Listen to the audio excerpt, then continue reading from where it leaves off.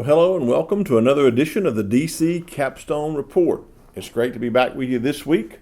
Today, another great game against South Carolina. We opened up our SEC play on the road at South Carolina and had another great game. Today on the DC Capstone Report, in our first segment, we're going to review the game against South Carolina. In our second segment, we're going to identify our defensive standout player of the game, our offensive standout player of the game, and our freshman player of the game in the game against South Carolina. In our third and final segment, we're going to preview the upcoming game against Southern Miss, scheduled for this Saturday, 11 a.m. kickoff at Bryant-Denny Stadium. You're listening to the DC Capstone Report.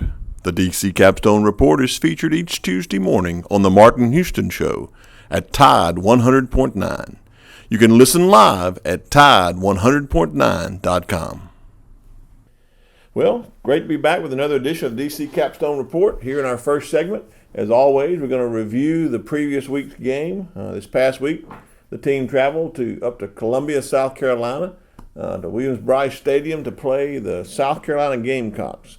South Carolina coached by Nick Saban protege and Will Muschamp. And I think overall it was a really, really good game.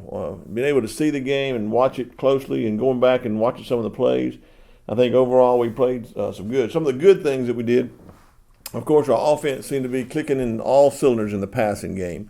We really utilized every one of our wide receivers, all four of them, and also utilized our tight ends and really did a good job of utilizing our backs in the passing game. So I think in this game, it showed clearly that South Carolina's strategy was to stop our running game and force us into passing. Now, I'm not sure why they felt that would be necessary.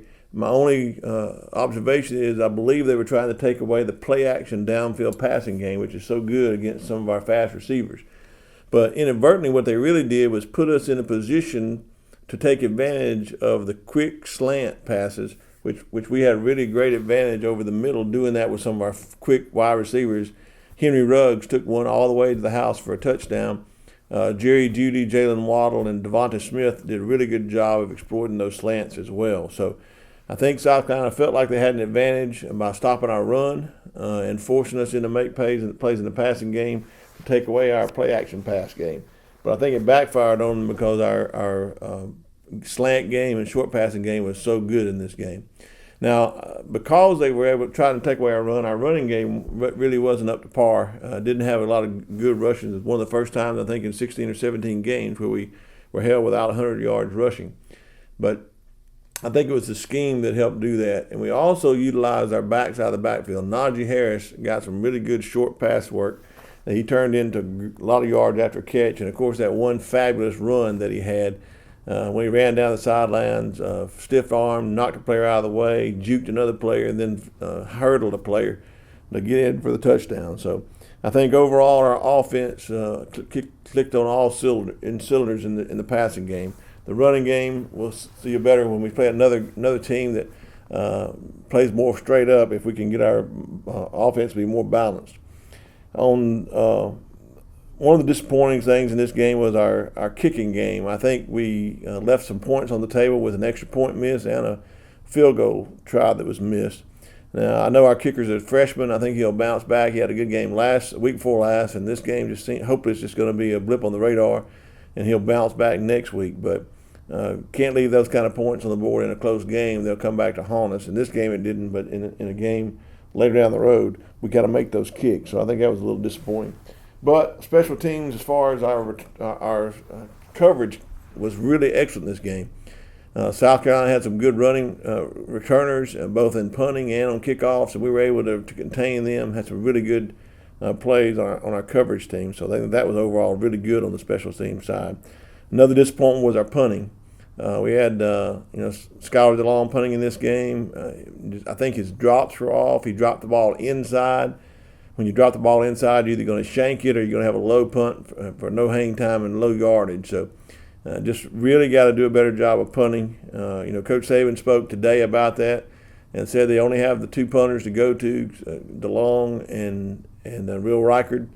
They tried to let DeLong kick to kind of take some pressure off of Reichard in doing all the kicking duties. But may have to go back to Reichard in this game to punt. The only other option is to go for it on fourth down. So we might see that in some of the games when it's close, to go for it on fourth down instead of punting, if you're not going to get the good yardage in the punting. But Coach Saban says that both punters do it in practice. They just haven't been able to translate that to a game. So we hope that they do better this time in the game. Well, on defensively, we had kind of a solid performance by some of our players and not so much on others. And I want to talk about that just a little bit to kind of give you my observation, my analysis of what I think happened in this game. Number one, I think South Carolina did what I thought Duke was going to do, and that is use some crossing routes and some getting their receivers out in space to try to confuse four wides and try to confuse our linebackers, and it worked in this game. I think Christian Harris and Shane Lee were exposed as freshmen in this game, didn't get to the point of the ball on a lot of occasions on the out passes, didn't cover, had some people running free, and I think they just missed some coverages. And one of the things I think that most people haven't noticed that I noticed in this game was LeBron Ray's absence. LeBron Ray was in a walking boot going into the game. He played some, but then re-injured his foot and had to come out of the game. And today is still not known. He'll definitely miss the next game against Southern Miss, but it's not known how great the injury is yet. It's going to have some more testing. But his loss is really big, and big for this reason. I went to the Duke game, and I saw several times LeBron Ray realizing the coverages and being able to get us in the right position, help the linebackers get us in the right place. And I think without his leadership, without him on the field, it showed, because the linebackers didn't have someone to help them as they had in the past game. Even in this game, Coach Saban made a change. The will linebacker sent Ali Cahoe in, number 10, in place of Christian Harris. Cahoe made his own mistakes out there as well. Both he and Christian Harris made some mistakes at the will linebacker. Shane Lee made some mistakes at the Mike linebacker. Markel Benton and Jenna Moody came in and gave him some relief in the second half. But overall, I think South Carolina, their ability to try to spread the team out, try to confuse them with movement, four wide formations, trying to confuse the young linebackers worked. And also the loss of LeBron Ray and his leadership and being able to help them get into the right plays hurt as well. Hopefully this week we'll rebound from that. We'll be able to practice another players, maybe some other leaders on the team will step up. I think Raekwon Davis can do that. He played a great game. Anfernee Jennings played a great game. I think he can step up on defense as well. One of the bright spots I thought was Trevon Diggs in the cornerback position. Several times in this game you can see him when they audible to a play. He's been in the film room. He sees what's coming, and he's making a motion to the other player just right where the play is going to. I remember especially on one play where he made a motion, and that's exactly where the other play went. And so he definitely was a bright shining star on the defense, the side of the ball, made some good plays. However, we didn't adjust to the big play, the touchdown pass in the end zone. We had it double covered. He threw the young quarterback threw in the double coverage. The freshman, he's got a lot of talent, but he throws in double coverage. It should have been intercepted, as it was late in the game when he threw in the double coverage. But our freshman Jordan Battle, just misjudged it. That ball I think he throws that ball 10 times, 10 times it's not completed. So it just so happened to be the one that he caught. We misjudged the ball on that one. So I think overall defensively we got some work to do. I think we got some work to do in the punting game as well. Maybe we'll get better during this week, realizing now of what Southern Miss might throw at us, and I think they're going to try to take advantage of some of these things that South Carolina did, so we can see that again. We'll have an opportunity to come back and bounce back in this next game. Well, in the second segment, we want to concentrate on our standout players of the game in this game against South Carolina. On defense, defensive standout player of the game has to be Anfernee Jennings. I think Anfernee Jennings did a great job in this game. I believe he's been 3 weeks in a row, he's been the coaching staff's one of their defensive players of the game for his play. But in this one, he had 6 tackles. He had 2 tackles for a loss. He had a strip sack and a QB hurry. So he was at the quarterback. He was making a difference every time. His play was really upped. And sometimes it looked like in this game that Terrell Lewis had disappeared a couple of plays, but Anfernee Jennings' motor was running full blast each time. I think Terrell Lewis banged his knee a little bit, and I believe that got him a little skittish in this game as to about his knee that had been injured so many times. And I think, but Anfernee Jennings really picked up the slack and did a good job in this game. The other standout player on defense has to be Trevon Diggs. As I talked about in the first segment, Trevon Diggs at cornerback, he definitely could see that he's been in the film room studying. And that has translated on the field for him to be able to know where the plays are going and make some motions. I look for him to be able to help our young linebackers in this next game to get out in the perimeter, get out in space, and help get us in the right plays against Southern Miss. So defensive standout players of the game, Anfernee, Jennings, and Trevon Diggs. On offense, it's hard not to say that Tua has to be the offensive standout player of this game. Tua Tagovailoa, the quarterback, did an excellent job. In this game, he's had a career best 444 yards passing and 5 touchdowns. He was recognized by the SEC as the SEC Standout Offensive Player of the Week and did a great job. So I just give all accolades to Tua. I think he got us in the right plays. We had a lot of run-pass options that could have been runs, but they had 6 or 7 in the box, and he went to those slants, and that made a difference in the game of them trying to take away the run and him being able to counter with the slant instead of trying to force the ball downfield. And so I really think he did a great job in this game. Look for him to have a big game next game as well. The other standout player on offense has to be the guard, Landon Dickerson. The transfer in from Florida State. He's only been here since the summer and just is really plays with a nasty toughness. And I think that's one of the things that Coach Saban loves about him is that toughness and the effort that he gives on every play. I think he did a good job. He didn't allow a sack. He didn't allow a quarterback hurry in this game. So he was also recognized as the SEC one of the linemen of the week as well. The freshman, I think the freshman in this game had to be DJ Dale. DJ Dale, again, has been my freshman of the game before, but at nose guard, he just came out and just a man among boys on that line. He was able to get in the backfield several times. Got banged up a little bit and had to go out and was replaced on a couple of plays. But when he was in there, he was occupying the two blockers, and it was taking that much to block him. So my standout players of the game are freshman DJ Dale, on offense Tua and Landon Dickerson, then on defense Anfernee, Jennings, and Trevon Diggs. Well, in the third and final segment, we want to preview the upcoming game against the Southern Miss Golden Eagles. Now, this is a game that some of you might want to overlook or look past to get to our next game in the SEC against Ole Miss, but this is not a game that you want to overlook. Southern Miss has an explosive offense. Last week, scoring 47 points against Troy in a thrilling win. They beat Alcorn State. They did lose to Mississippi State, but they're leading the nation top 10 in all offensive categories. They have a high explosive offense. What intrigues me about this game is they're so much like South Carolina. I believe they're going to try to take advantage of the wide, in getting out in space and throwing the ball short and wide, making our players come up and make tackles. That's one thing we didn't do a good job in South Carolina, and I think they're going to try to exploit that. They're going to use their offense to spread the field, try to get some big plays, try to get some explosive plays by throwing short passes out in space and giving their players, their playmakers, their athletes an ability to make plays. So we've got to do a better job of getting in the right play. We've got to do a better job of tackling in open space.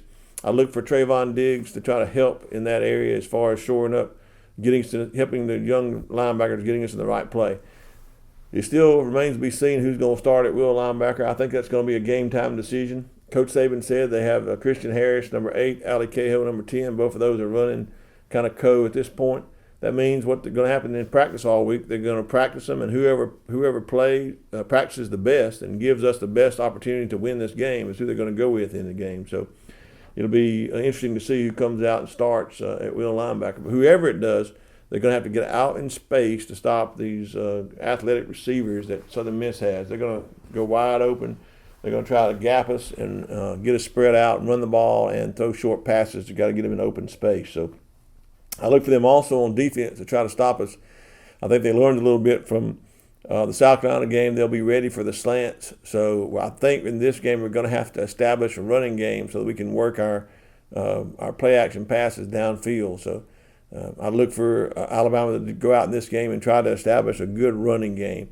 I'd love to see Najee Harris and Brian Robinson both have 100 yards in this game or approaching 100 yards. And, of course, again, I love Keelan Robinson. I think Keelan Robinson with the ability to have that change of pace back and have opportunity to come in and hit the big play is good in this game. And don't forget about Jerome Ford. I look for him to get in this game and be able to run as well. I would watch us in this game to utilize our tight ends. If there's anything that I saw in the Troy game, I think they're susceptible over the middle, either using a back or a tight end. I think they're going to concentrate so much on our wide receivers trying to stop them that we're going to have some running backs and some tight ends running free. So watch for Tua to try to find the wide open receiver. He's done a really good job this year of getting the ball to the person that the defense gives him, and that's what the coaches want him to do. That's what I harped up on last year, but he didn't do, so I want to give him the credit where credit is due. He's done a really good job of getting the ball where the open receiver is, and I think he's improved in that area of taking what the defense gives him. So I look for him to do that in this game. On defense, I think we're going to have to play out in space and be able to fill those gaps and make good tackles. Southern Miss is a good team with yard after catch, and so I think that they're going to try to exploit us in that area. One other area I think that they have a really good advantage of is on special teams on their return game. Their returner is number 1 in the nation. In 3 games, he's already had a punt return for a touchdown and 2 kickoff returns for touchdowns. So I think it's going to be imperative that Will Rocker can get the ball out of the end zone to stop the kickoff returns, or when he doesn't, that we are able to cover the coverage on kicks good, because they got a real special talent in their returner. And the punting is where I see the intrigue here. We're going to have to really punt the ball better. There's no doubt about it that whoever punts is going to have to punt the ball better in this game than we did against South Carolina, because that Southern Miss, if you give him a low line drive or you give him a short punt, he's able to bring it back before we can get down the field. Then it's going to be a long day in our punting. The only other option Coach Saban says we go for it on 4th down. So look for us in this. If he's not very comfortable with our punting, look for him to go for it if it's 4th and short on several times. The last thing I want to go over in this game is that we're going to have to limit our penalties. I think in this last game we killed ourselves, shot ourselves in the foot on penalties. One of the reasons our defense looked inadequate was against South Carolina was we didn't get off the field on 3rd down. But if you go back to a couple of those 3rd downs, we gave them an advantage by just being offsides, lining up offsides, jumping offsides, and making it 3rd and 5 instead of 3rd and 10, which really gives an advantage to the offense when you make those stupid penalties. So I think in making unnecessary penalties and getting in wrong positions, letting people run free, that's a matter of something that we need to work on. Coach Saban touched on this in his press conference today, and that is that we need to work on the 3 intangibles. That is toughness, effort, and discipline. Well, that 3rd intangible, discipline, is what makes us not have the penalties. And we got to have the discipline enough not to jump offside, not to hold, not to block in the back, not pass interference. Make sure that we're playing well, but with discipline. And I think that's something we lacked in the game against South Carolina. Toughness. I think we got to be tougher. With these injuries to LeBron Ray and already the injuries we have, our young people have got to be tougher. Our young freshmen got to be tougher in this game. And effort. I think we got to give all-out effort in this game against Southern Miss. That is, they're going to open up space.